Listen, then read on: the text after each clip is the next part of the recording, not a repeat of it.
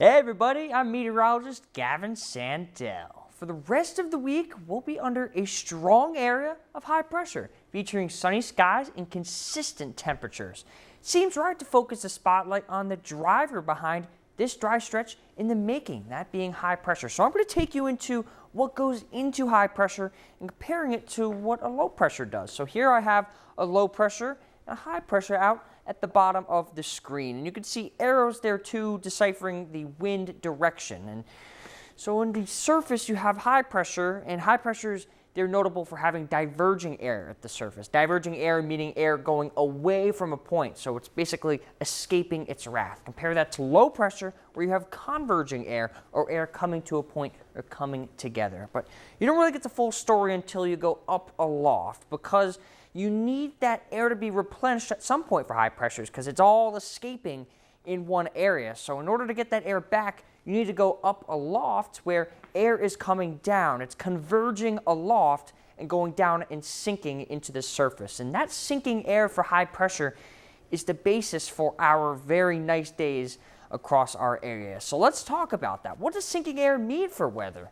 When you have sinking air, it compresses and it warms up because pressure is higher when you go closer to the surface. So an area of air will go a little bit smaller once it goes closer to the surface.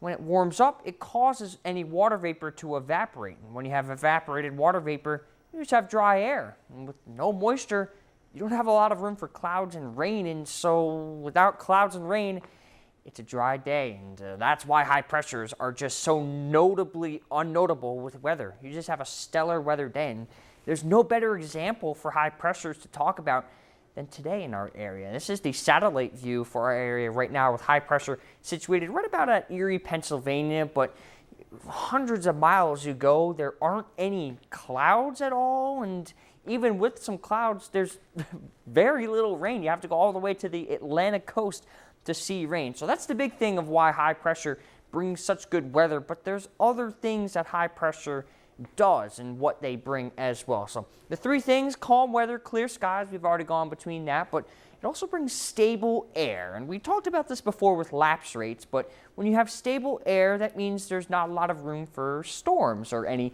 type of rain that occurs, which makes sense. And we're going to go in a little bit in depth about that. So typically, you saw that blue arrow go up. Typically, with the lapse rate, temperature goes down as you go up in elevation.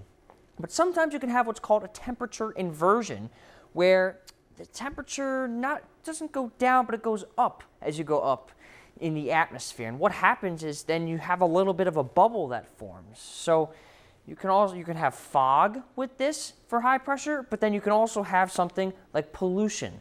And pollution is a big thing, something that we worry about a lot. The East Palestine train derailment happened during a time where there was high pressure. And that was a huge concern with pollution. Now actually caused a lot of evacuation. So high pressure, not just for great weather, but it also has other things that go into it as well. So like I mentioned, high pressure will be in our neighborhood for the whole week, and we'll have to wait until at least the weekend for low pressure to arrive. Thankfully, it'll only be a single day of waiting until we spotlight them on here. For Weather 101, I'm Gavin Sandell.